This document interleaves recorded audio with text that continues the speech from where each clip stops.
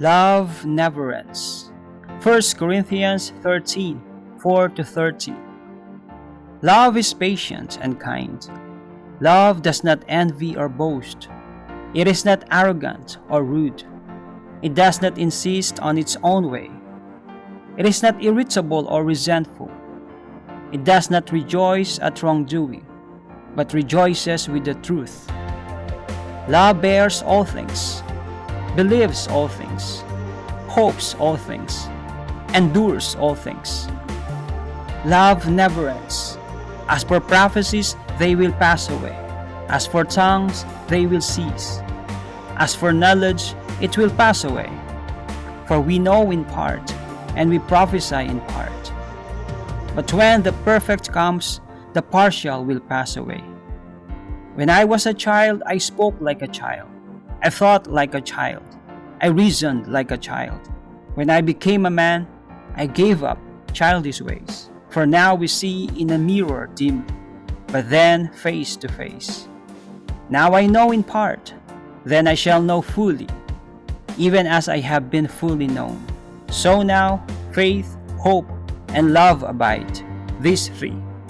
But the greatest of these is love. The most important thing in the universe is love.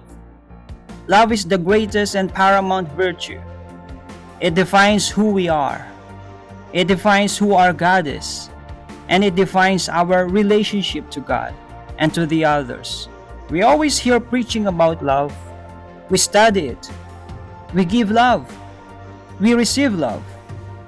Yet we don't comprehend it fully. Especially when people sinned against us.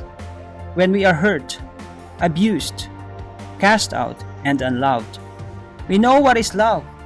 We show it and we give it. But when we experience these hurtful situations, we say that we don't deserve it. Then we cease to love. We stop to love. But listen, children of God, men and women of God. The Word of God says, love never ends. Love is the greatest virtue. We are commanded to love. Matthew 22, 37-40. Jesus said to him, "You shall love the Lord your God with all your heart, with all your soul, and with all your mind. This is the first and great commandment. And the second is like it. You shall love your neighbor as yourself. On these two commandments hang all the law and the prophets." Even we do all good deeds, sacrifices, even miracles, but without love, they are nothing. They are purposeless. We can be diligent of serving God, memorize the Bible verses, follow other commandments, being responsible parents, a good spouse. We may have numerous gifts, talents, accomplishments, riches, high social status that people look at us. Nevertheless, if we don't have love, they are all worthless, like a filthy rags. We Christians are known for love. John 13, 34-35. A new commandment I give to you, that you love one another. As I have loved you, that you also love one another. By this, all we know that you are my disciples, if you have love for one another. 1 John 4, 7 and 8. Beloved, let us love one another, for love is of God. And everyone who loves is born of God and knows God. He who does not love does not know God, for God is love. People distinguish that we are God's people if we love even though they hate us. When people around are hating, arguing, complaining, dividing, we as followers of Jesus still choose to love. We are to be the channel of love. Let us be the image of Jesus in the world we live. Let us be the light and the salt of the earth. Luke 6, 27-31. But I say to you who hear, love your enemies. Do good to those who hate you. Bless those who curse you, and pray for those who spitefully use you, To him who strikes you on the one cheek, offer the other also. And from him who takes away your cloak, do not withhold your tunic either. Give to everyone who asks of you, and from him who takes away your goods, do not ask them back. And just as you want men to do to you, you also do to them likewise. What is love? The definition of love of the world is lustful, deceiving, selfish. So what is the Word of God says about love? What is love? In verses 4 to 8, love is patient and kind. It means not only when you want to show it, it's not only given to other people, but to all the people. People want to kill us. We ought to love them. People who hate us or stay away from us, love them still. People of different religions, love them. People with different sexual preferences or beliefs, love them. Matthew 5:46, for if you love those who love you, what reward do you have? Do not even the tax collectors do the same? So we don't choose whom we will love. Moreover, we show love through actions. It means meeting other people's needs, physically, emotionally, financially, spiritually. Love does not envy and boast. It does not brag or parade itself.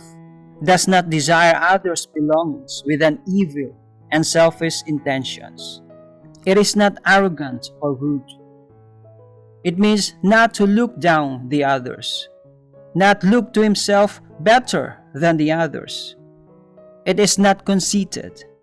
It is not dominant. Love does not insist on its own way.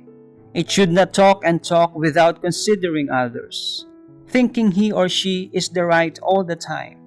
It means love is be considerate and understand the feelings of others. Love is selfless. It does not irritable or resentful. It is not easy to get angry or impatient, and not to nurse the anger and harbor bitterness. It does not rejoice at wrongdoing, but rejoices with the truth. It doesn't love sin. It does not keep or consider a record of wrongs, doesn't support evil nor approve it, but stand for the truth, honest and with good reputation. Love bears all things, believes all things, hopes all things, endures all things. Bears all things. The word beareth is the Greek word stigo, which means to cover, as a roof covers a house. It is the concept of protection, exactly as a roof protects, shields, and guards the inhabitants of a house from exposure to the outside influences of weather. The roof of a house is designed to shield people from storms, hurricanes, tornadoes, rain, hail, snow, wind, blistering hot temperatures, and many others. This protection is important for survival in most climates, preventing people from either too much cold or extremely hot weather. Apostle Paul illustrates that our relationship to others consists of different seasons in life. Not all the time we are in comfort and satisfaction. Most of the time we face many challenges and stormy situations. So we must stigo, or cover one another with love. Love believes all things. Even the people lose hopes. Love believes and supports each other. Love hopes all things. Expect the best in someone else. Not only expects, but it is filled with an anticipation to see the manifestation of the thing hoped for. Love endures all things. It means doesn't give up, doesn't quit or surrender. Through ups and downs, in rich and in poor, in all circumstances, we choose to keep going and stay in love. Love never ends. It means love is permanent. Love will not fall down or collapse. Storms and tragedies cannot stop love. Wounds and hurts never ever hinder us to love. God is love. We can able to love because God first loved us. What is the motivation of love? The cross of Jesus Christ. If we look to Jesus, there is no way not to love. 1 John 4:19. We love Him because He first loved us. Romans 5:8. But God shows His love for us, in that while we were still sinners, Christ died for us. Unloving people may hate us, hurt us, persecute us, even our loved ones and Christian friends. But we are commanded to love. It may be hard for us to love, but God will help us to do so. For Him nothing is impossible. Colossians 3:13. Bearing with one another, and if one has a complaint against another, forgiving each other, as the Lord has forgiven you, so you also must forgive. As believers and followers of Jesus, love should be the first and foremost in our thoughts, minds, actions, and lifestyle. It is only through Christ that we are able to have and show true love. Love everything you can. Love every way you can, because we are created to love.